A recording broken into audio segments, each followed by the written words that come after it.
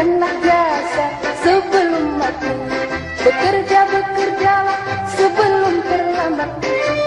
Taburkan jasa sebelum mati.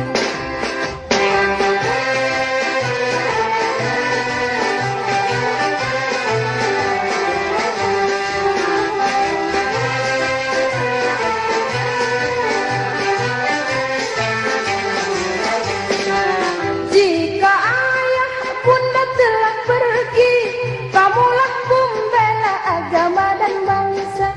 Jika ayah bunda telah pergi, kamulah pembela agama dan bangsa. Menjadi bintang di malam hari, menjadi pagar sepanjang